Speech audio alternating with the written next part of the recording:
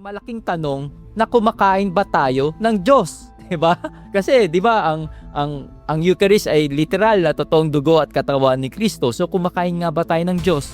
Kumakain ba kayo ng Diyos kay mga Katoliko? Alam nyo yung tanong na yun ay hindi bastos at katawa-tawa. Kasi pinagtatawanan tayo sa ganyan eh. Sa katunayan, ito ang pinakatunay na tanda ng pagmamahal ng Diyos. Ang Diyos na naging tao ay nais ding maging pagkain para sa ating mga makasalanan.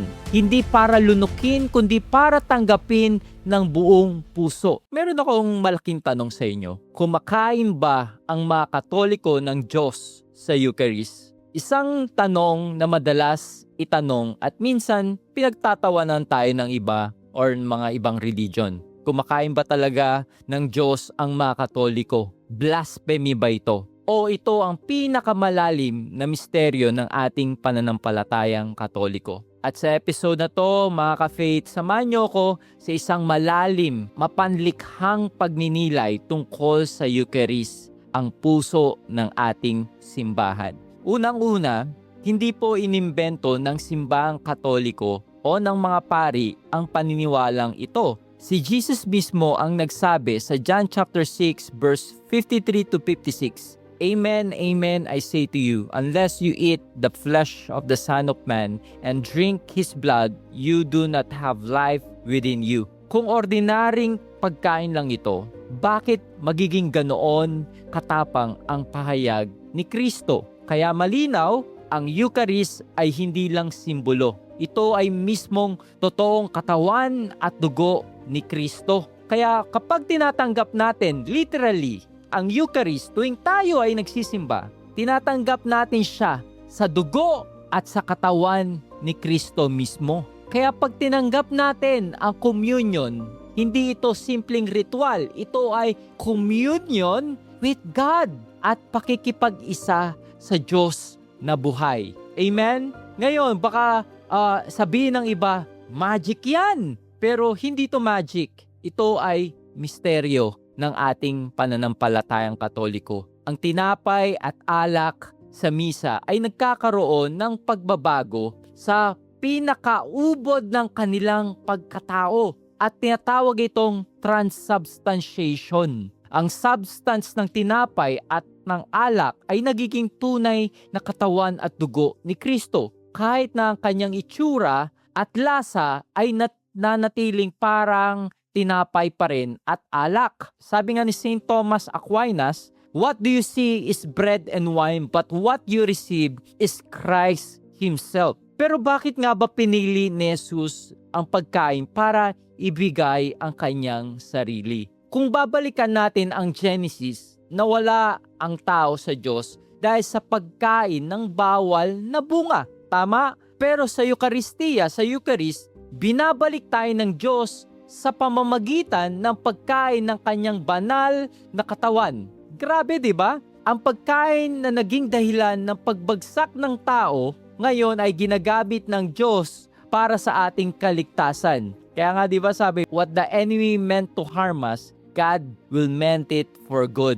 Kaya't bawat misa mga ka-faith, pinapaalala sa atin, this is my body, this is my blood, given up for you. Maraming nagtatanong, biblical ba ito? O naman, sa Exodus may Passover meal na may tupa na kailangang kainin. Sa huling hapunan, sinabi ni Jesus, take and eat, this is my body. At sa unang Korinto, chapter 11, binalaan ni San Pablo ang mga Kristiyano na kapag tumanggap ng Eucharistia, nang di karapat-dapat, nagkakasala sila sa mismong katawan at dugo ni Kristo. Kung ikaw ay may mortal sin, wala ka sa state of grace. Kung simbolo lang ito, bakit magiging kasalanan? Kaya malinaw mga ka-faith, ang Eucharist ay tunay. Hindi rin bago ang paniniwalang ito mga ka-faith. Mula pa sa unang siglo, sa mga unang Kristiyano ay talagang pinaniniwalaan na ito ng mga unang Kristiyano. Si Saint Ignatius of Antioch,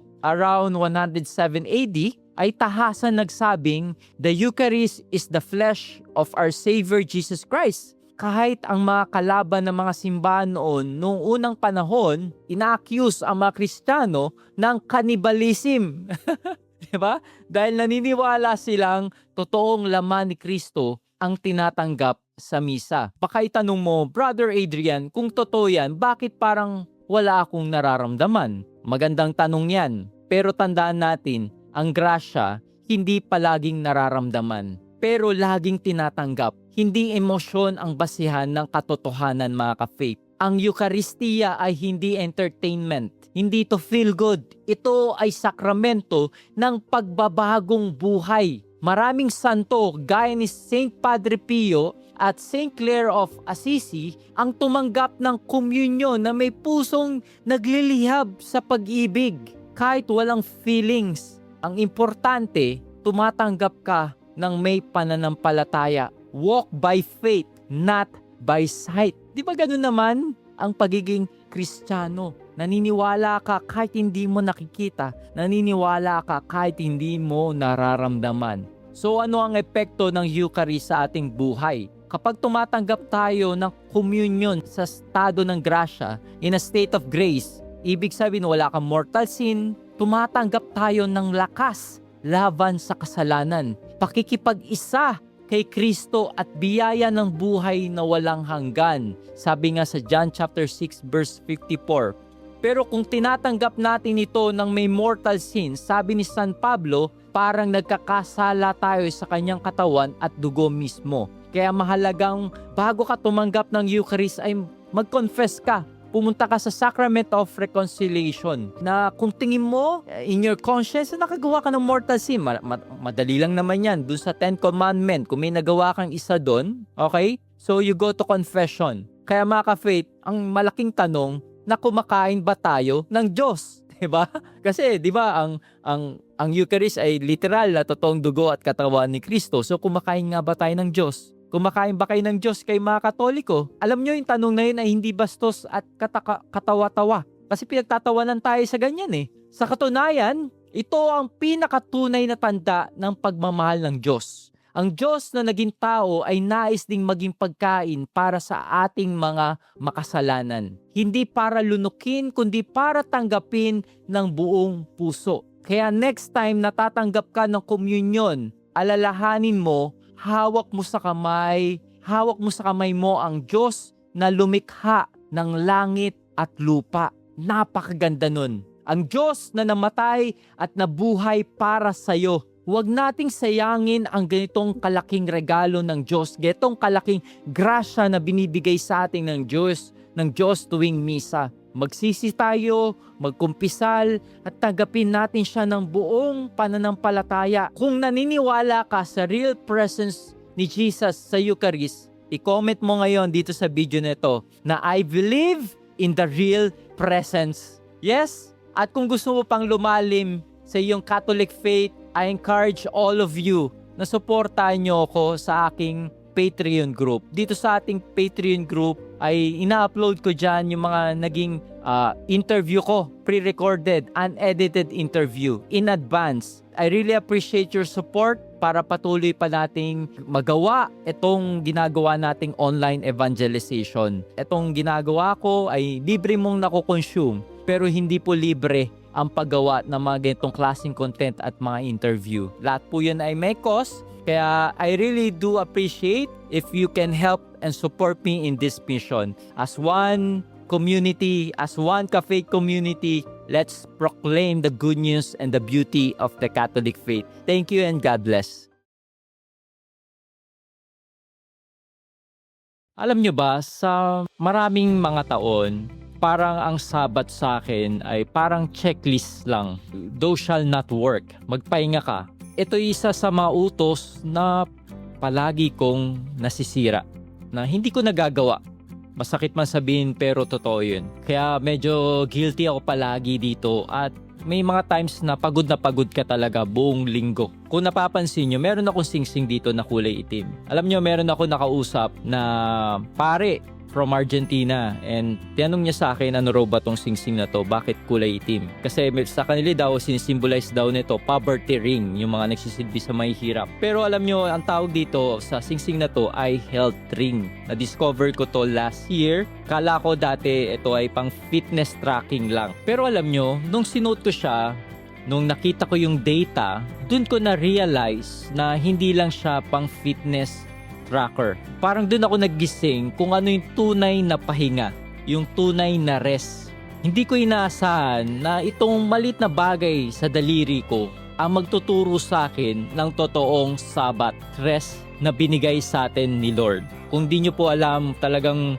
ever since many years ago, talaga pinapatakbo ko ang buhay ko sa hustle, work, trabaho, walang humpay, todo kayod, di ba? Hataw lang. Yung hustle culture nga tawag nga nila dyan. Na parang kung marami kang ginagawa, doon na base yung worth mo, tsaka yung value mo, yung halaga mo bilang isang tao. Na pag marami kang nagagawa, parang may purpose ka.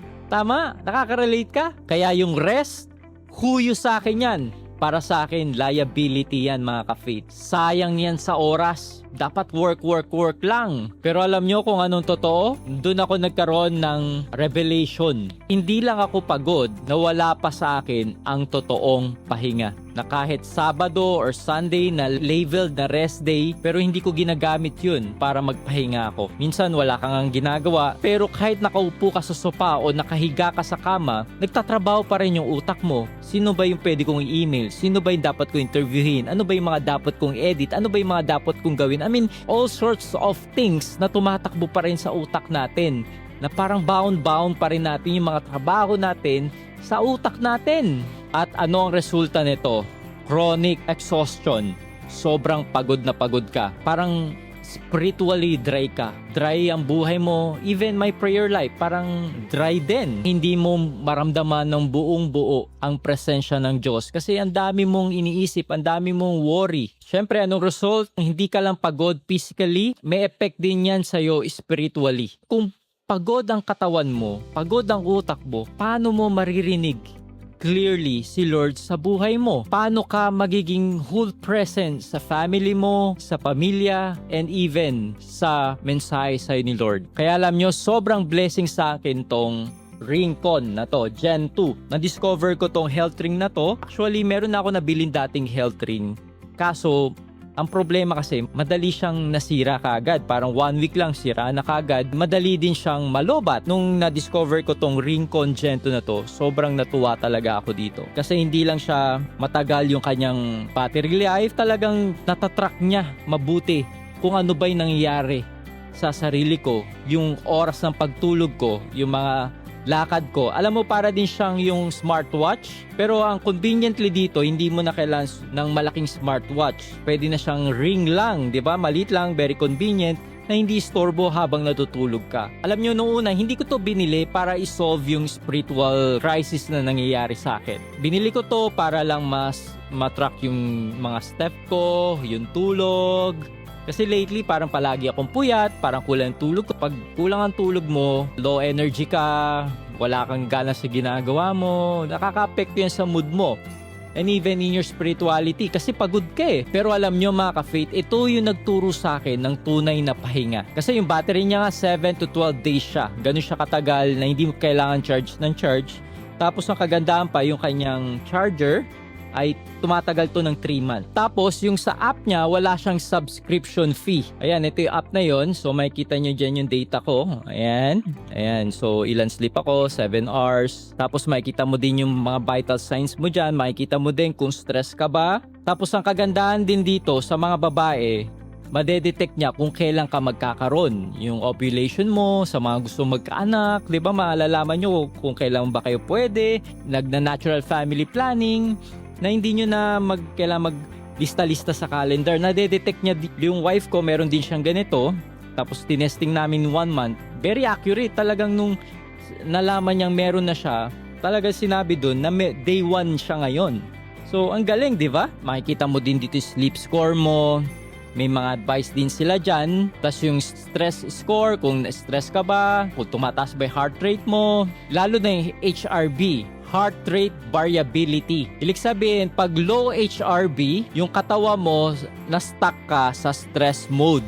Okay, sobrang stress na stress ka. Pag high HRV, yung katawan mo ay relax ka. So makikita mo lahat yan dito sa app na yan, dito sa Ringcon. Dahil nakita ko lahat ng data na yan, nung suit ko tong health ring na to, doon ako nagsimula magkaroon ng radical change sa totoong Sabbath day. Parang mas sineryoso ko siya kasi nakikita mo yung data nakikita mo yung numbers. So pag mas nakikita mo yung numbers, parang nagkakaroon ka ng motivation, mas nagkakaroon ka ng goal, at mas doon ka nagkakaroon ng realization. Parang sinasampal yung mukha mo na, hey Adrian, magpahinga ka. It's not all about you. Do your best and God will do the rest. Diba? You need to rest. You need to slow down. So dito ko na-realize na kailangan ko walking ng matagal, na walang cellphone, yung mas mahabang family bonding sa wife ko, sa anak ko, at kay Lord, yung prayer life. At syempre, yung tahimik na meditation kasama ang follow up.